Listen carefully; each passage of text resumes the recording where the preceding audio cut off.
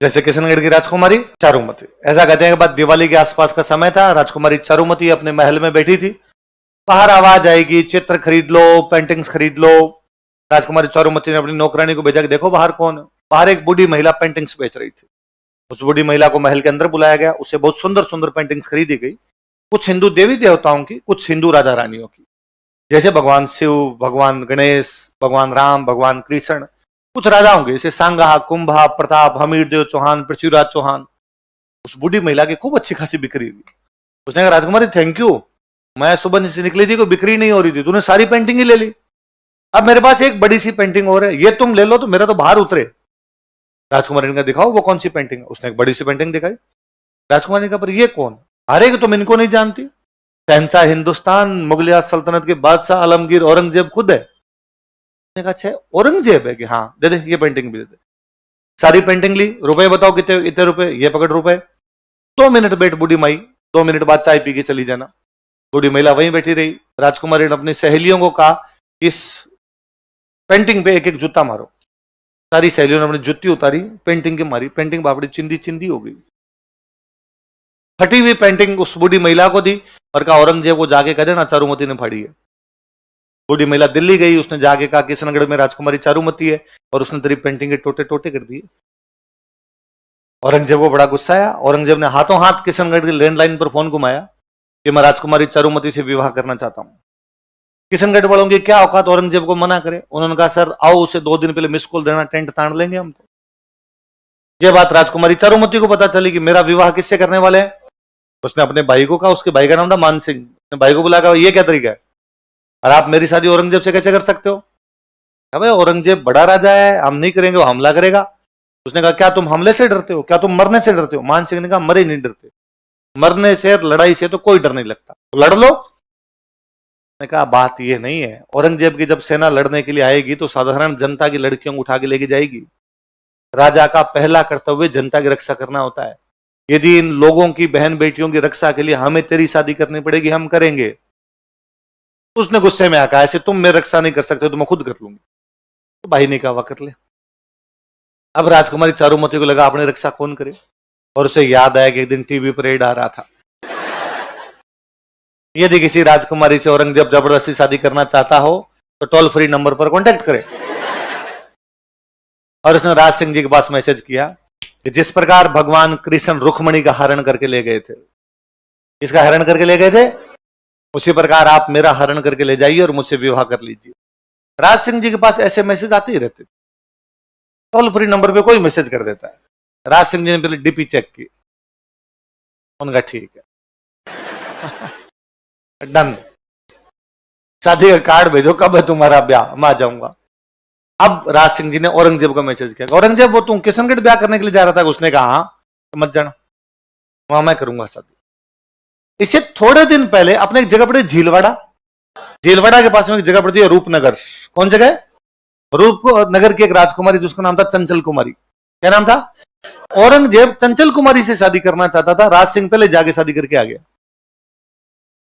औरंगजेब ने कहा ये क्या तरीका है, मतलब चंचल कुमारी से भी तू करके आ गया, चारुमती से भी तू कदे एस फूलते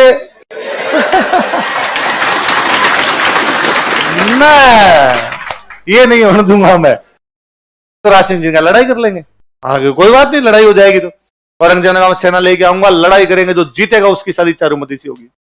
शादी का दिन नजदीक आया, तो राज सिंह जी ने अपने मंत्री इकट्ठे किए और इकट्ठे करके कहा कि इस समय एक गंभीर संकट है हमारे सामने। मंत्री ने पूछा हाँ साहब बताओ। वह एक अबला नारी हमें पुकार रही है। मंत्री मन ही मन सोचा कि आपको आजकल हर तीसरी अबला नहीं लग रही क्या? बताओ सर बात क्या है? कि मैं किशनगढ़ की राजकुमारी चारुमती से विवाह करने जाऊंगा, जो औरंगजेब से विवाह नहीं करना चाहती। औरंगजेब सेना लेकर आएगा, हम उसकी सेना को रोकना तब तक जब तक मेरे फेरे नहीं हो जाए। जैसे मेरे फेरे संपन्न होंगे मैं खुद लड़ने के लिए आ जाऊंगा। मंत्री ने कहा सर आवश्यकता ही नहीं है, आप तो शादी करके आराम से मेवाड़ वापस पधारना, औरंगजेब की सेना को हम अजमेर से इंच नहीं हिलने देंगे, हम लड़ लेंगे वहां पर। डन तय हुआ। राज सिंह जी शादी करने के लिए जाएंगे किशनगढ़, सेना लड़ने के लिए कहां पर जाएगी? अजमेर। सेना जाएगी तो सेनापति जाएगा, और मेवाड़ की सेना का सेनापति हमेशा सलुम्बर का सामंत, और सलुम्बर का सामंत उस समय था रतन सिंह चुंडावत। क्या नाम था? रतन सिंह चुंडावत के पास मैसेज किया गया कि सलूम्बर के सामंत रतन सिंह चुंडावत कल जो है वो मेवाड़ की सेना लड़ने के लिए कहां पर जाएगी? अजमेर। जिस दिन रतन सिंह चुंडावत के पास ये मैसेज गया उस दिन उसकी खुद की शादी हुई थी। तो बॉर्डर मूवी में सुनील शेट्टी के पास ऐसा मैसेज आया था कि आपको लड़ने के लिए जाना और उसकी शादी हुई थी? नहीं, या ऐसा मैसेज किसके पास आया? ऐसा कितने लोग हैं जिन्होंने बॉर्डर मूवी नहीं देख रखी? बॉर्डर मूवी जो है वो नहीं देख रही, तुमने नहीं देख रखी, कार्ड जमा करो रे इनके। कल एक भी क्लास में नहीं बैठना चाहिए तुम्हारे में से। बॉर्डर मूवी सबको देखनी है। जिन्होंने नहीं देख रखी वो आज घर पे जाके देखें, जिन्होंने देख रखे वो रिवीजन करें। सलूम्बर के सामंत रतन सिंह चुंडावत, उनके पास मैसेज हुआ कि आपको अपनी सेना लेके कहां पर जाना है? अजमेर। क्योंकि वहां पे किससे लड़ाई करनी है? औरंगजेब। क्योंकि राज सिंह जी शादी करने के लिए कहां पधार रहे हैं? किशनगढ़। कौन सी राजकुमारी से? और उसी दिन रतन सिंह चुंडावत की खुद की शादी हुई थी। बूंदी की एक खाड़ी रानी थी उनकी। कहां की रानी थी? सलह कंवर। क्या नाम था? कहां की रानी थी? बूंदी की। बूंदी में एक थे संग्राम सिंह। बूंदी में कौन थे? संग्राम सिंह राजकुमार जी। बूंदी में हाड़ा चौहानों का राज था, इसलिए बूंदी की जो रानियां होती उनको क्या बोलते थे? रतन सिंह जी के पास मैसेज गया कि आपको लड़ने के लिए जाना है, राज सिंह जी शादी करने के लिए जा रहे हैं। तो रतन सिंह ने कहा राज सिंह जी खुद की शादी के लिए मेरी शादी क्यों बर्बाद कर रहे हैं? मेरे घर में भी तो शुभ काम है, आज ही मेरी शादी हुई है, मैं ऐसे बीच में ब्याह छोड़ के कैसे जाऊं? ये बात उनकी रानी को पता चलती है। रानी का नाम क्या है? रानी तो क्या रही होगी, 17-18 साल की लड़की रही होगी। उस समय शादी की उम्र यही थी, 15-16 साल की उम्र में शादी कर दिया करते। और वो राजकुमारी कितनी इंटेलिजेंट और कितनी देशपरायण रही होगी कि उसने रतन सिंह चुंडावत को कहा कि ना, आपको लड़ाई के लिए जाना चाहिए। शादी ब्याह सब अलग, देश के लिए लड़ना सबसे बड़ा काम। कर्तव्य से बढ़कर इस दुनिया में कुछ भी होता, duty is duty.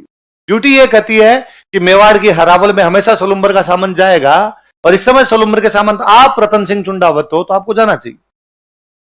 Ratan Singh ने वापस कहा कि मैं हमेशा जाता हूं, मैं मेरे कर्तव्य से कभी नहीं मुक रहा हूं, और मैं छोड़ो, मेरे दादे परदादे हमेशा इस मेवाड़ की सेना के हरावल में रह के लड़ते हुए मारे गए होंगे, हम 1 इंच पीछे नहीं हटे। इस बार हमारे घर में शादी का काम है।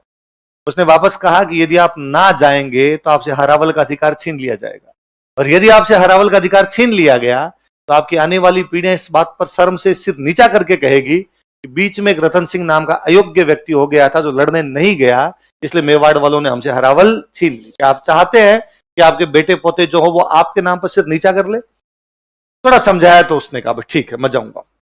अगले दिन वो तैयार होता है, घोड़े वोड़े लेके सेना रवाना होती है। जैसे ही रतन सिंह घोड़े पर बैठ के आगे आगे जा रहा है, पीछे सेना है। जैसे उस रानी का महल आया, रतन सिंह से वापस रानी की याद आई, वो रुक गया। उसने अपने पास में एक सैनिक खड़ा था, उसको कहा कि ऊपर जाके रानी को कोई निशानी दे दे। क्या दे दे? अंगूठी, कोई चूड़ी, कुछ ना कुछ दे देगी तो टाइम पास करेंगे, युद्ध के मैदान में याद आएगी। तो वो सैनिक ऊपर गया और उसने जाके कहा नीचे रतन सिंह जी खड़े रहे, आपकी कोई निशानी मंगा रहे हैं। वो 15-16 साल की लड़की पुनः सोचती है कि जो व्यक्ति जाने में आनाकानी कर रहा है, इस बात की क्या गारंटी है कि वहां पे लड़ पाएगा? यह भी तो हो सकता है कि वहां से बीच में भागकर वापस आ जाए। और आने का कारण क्या रहेगा? मैं कारण रहूंगी कि मेरे कारण वो भाग के आ गया था।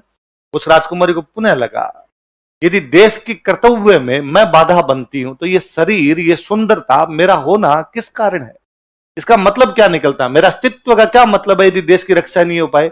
उसे लगा कि यदि मेरा पति मेरी वजह से नहीं जा पा रहा है तो मुझे नहीं रहना चाहिए। उसने अपना सिर काट के दे दिया था। चुंडावत मांगी सेनानी, सर काट दे दियो सतराण। जब वो गर्दन लेके और नीचे पहुंचा तब तो रतन सिंह होश फाकता होगा, उसको लगा ब्लंडर कर गया मैं। और अब क्या किया जा सकता था? अब पछताए हो तो जब रतन सिंह वो राजकुमारी जी उसके जो बाल थे उसको अपनी गर्दन में बांधता है, उस लटकाता उसकी गर्दन को।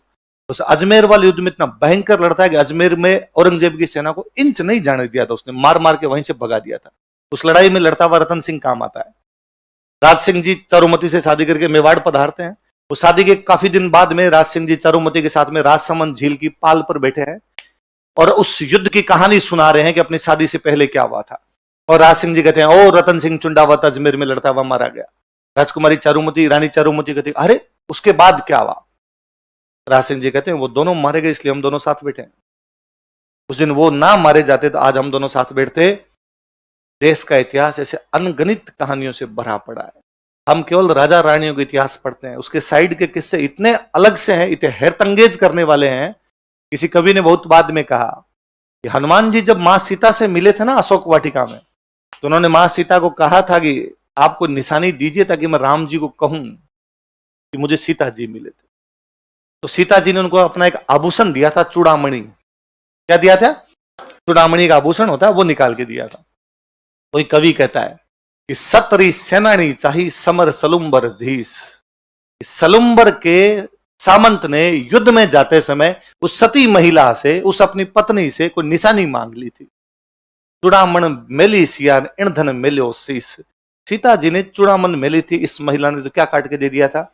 इसलिए आज दिन तक हमारे राजस्थान पुलिस की जो महिला बटालियन होती है उसका नाम है हाड़ी रानी बटालियन।